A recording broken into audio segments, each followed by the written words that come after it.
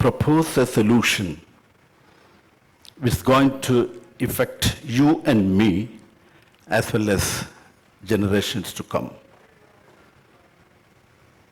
I lived in Bangalore almost 30 years ago. The charm of Bangalore is gone. I was told that once upon a time, not much before, beginning of this century, apples were grown in Bangalore. Now, Bangalore, the lovely city, struggling for drinking water. Who made it happen? You and me are responsible for it.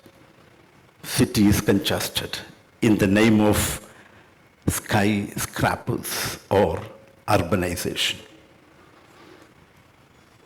So I'm inviting your attention towards our great nation marched to bring or position this great nation into a $5 trillion economy. My presentation, discussions with you, showing the way for achieving $5 trillion economy for this great nation. Inviting your attention to visualize two scenarios. One, people are getting populated in the city, abandoning their villages. Result, metropolitan cities are struggling. Let us visualize another scenario. Once upon a time in our school days, we were happy for the school vacation, enjoying the ponds, enjoying the mango trees. Our villages were thriving with economy, thriving with activities that were feeding to these cities. You may be surprised, is it happening in India? Yes. If you look into the Uttarakhand area, the villages are abandoned. It's named as ghost villages. What exactly happening in the Europe is happening in the villages of this great nation. It's not desirable. And second scenario, which with humility I'm presenting before you, that is nothing other than I am the CEO of the project which has revitalized the rural economy. Yes, urbanization is possible. Development of a city is possible without any compromise on the fragility of the environment. We realized it. In a rural area of the Calicut district bordering to Wayanad, in the valleys of the Western Ghat, we developed an urban ecosystem. Brought back the last glory of the city. On one exception, we blend the technology, we blend all the tradition, all the civilizational contributions which made the glory of India across the world since centuries. We brought in that glory through blending technology. Result is amazing. Let's go back to the villages. What's happening in the villages? This is my India. Out of 20 people who take it, 13 people are living in the villages. And they primarily survive. 47% of them primarily serve on the agriculture. But the problem here is they don't have enough land to cultivate. In the name of urbanization, their land is lost. depending upon less than 2 hectares of the land. Then there is a wide gap. A gap between the urban and the rural area is widening as per the survey called the monthly per capita expenditure. Gap is very high in comparison with urban area. They don't have enough to survive. Much more alarming thing is happening. If you look at the data from the Independence Day, from the 44% of the land is used for the agriculture, it has got declined to 15%.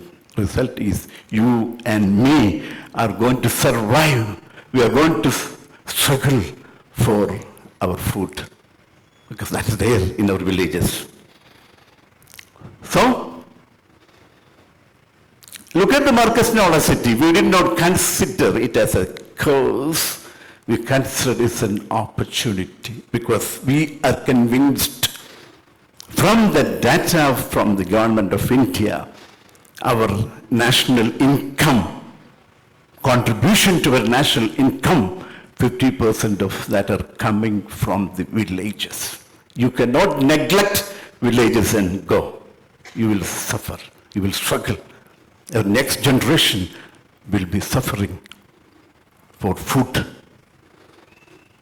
Therefore, the rural economy is the vital engine for the economy of India.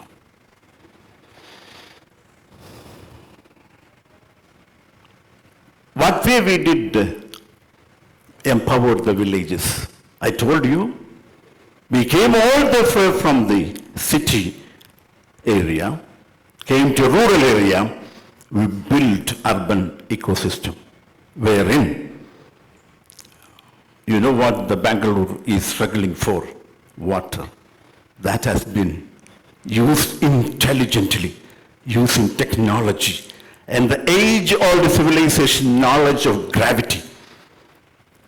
75% of the water we are using is regained using non-chemical treatment.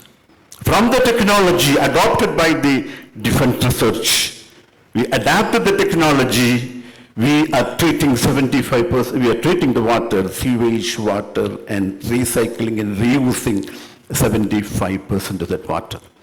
That is enough to almost 40 villages empowering or providing irrigation for farming activities of that villages with the half of the cost. The cost required for the technology used in the urban cities, technology called MBBR and all, and the enzyme-based technology. We use enzyme-based technology that require only half of the cost. Plus, this urban ecosystem created in the rural area, almost generating 100 crore per annum. Just the consumption power of this ecosystem is 100 crores. We mapped a human being.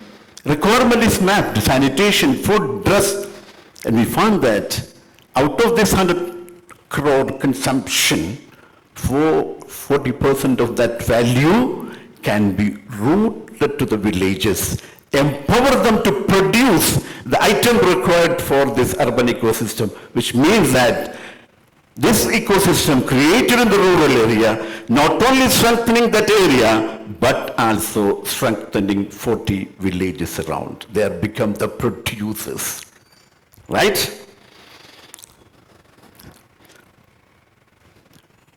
This particular system has ignited 3 revolutions. One, productivity revolution. Gone are the days of large-scale industries. Industrial Revolution 3 promoted large-scale industrial revolution. We formed cottage industries. The soap required for the city is manufactured by the women in the villages. If a baby eats that part of soap, is not harmed, because it is organic. From the flora and fauna of that village, with Kerala is blessed with the coconut trees And base is the coconut oil and the flora and fauna herbs we are using. Ladies are trained to make soap required for the city. They are getting empowered.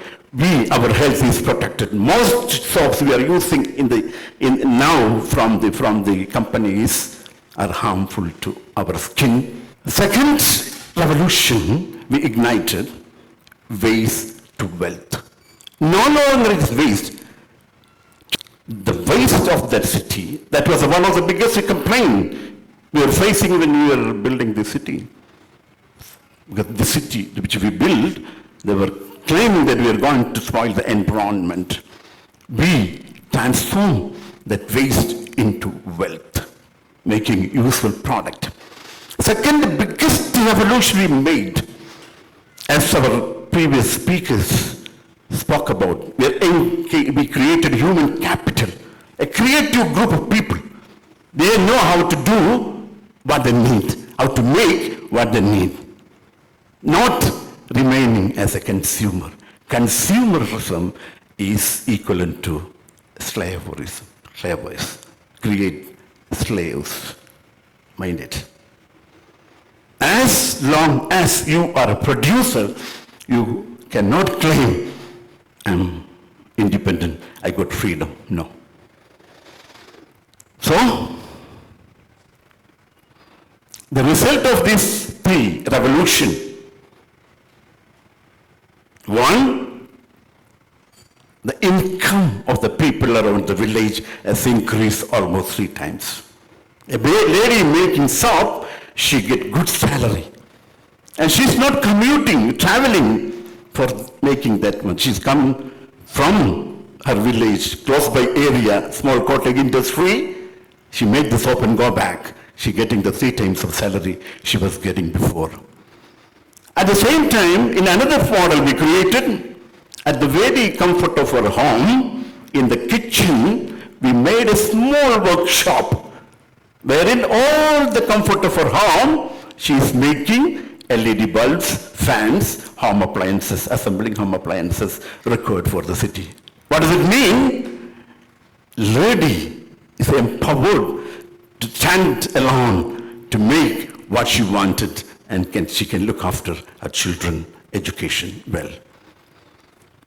And third, you see that job creation, human workforce is increased. They are not sitting idle in the home comfort. They are creative. Days are busy for them. Plus, the biggest problem cities are facing today, Delhi or Mumbai or Chennai, migration of the youth coming from the villages. You have seen the reverse migration during the COVID-19. People were struggling to go back to their villages. It's very alarming. We could arrest the ecosystem we created. We could arrest, minimize that migration and flooding the city with people and related pollution problems. It's not the case of the Kerala alone. I'm not talking that Kerala only did. There are a lot of examples, case studies, we took it. Rajasthan is doing a good job. By just introducing the solar-powered irrigation pumps, they could double the farm incomes. You know what is the problem in the villages?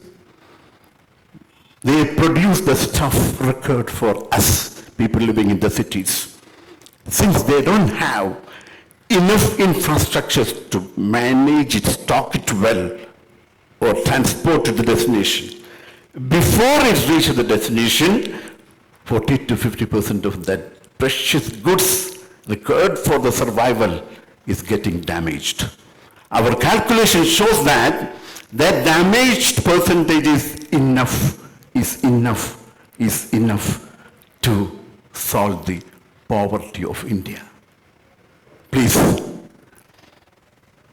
And 70% diesel reduction, fossil fuel, carbon emission, zero carbon target of Government of India is achieving through this one. So what is our humble submission before the nation? A small blueprint of 3 verticals. One, government should enhance or increase rural infrastructure.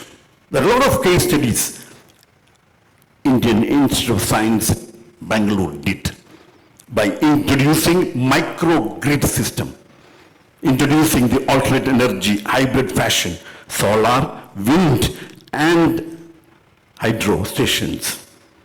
The farmers can be empowered to produce more products for Indian food basket. Another very important, 340 million students are in the classrooms today, spending much more money than spending for the agriculture. That system is not giving required outcomes. So we propose to the nation Grameen skill universities in every district of India. The way we formed Hagar Technology Institute for training women folks of our villages. If possible, in every panchayat, there should be a small skill center. For what? For empowering our youth to produce what we need. India is a blessed country in terms of natural resources. Plus, India is a blessed country in terms of human resources. Youngest population in the world. Many of the developed nations are aging. India is blessed with youngest population. We need to blend these natural resources and these young human resources with due diligence, intelligently, optimally. That will create a revolution which will take India to the developed nation. There are a lot of subsidies given by the government, but that subsidy should connect to the startup ecosystem. That subsidies should be used for producing what we need. So these three vertical blueprint, we are humbly submitting to the government of India to reach much faster towards the 5 trillion economy. It's not a rocket science I'm talking about. It has been identified by our great leaders. Many of his book, he quotes, we build the village to build the nation, not otherwise. Not by city and go back to village. No, he said, much before Indian Constitution is written, he said, soul of India lives in its villages. Thank you so much for giving the opportunity.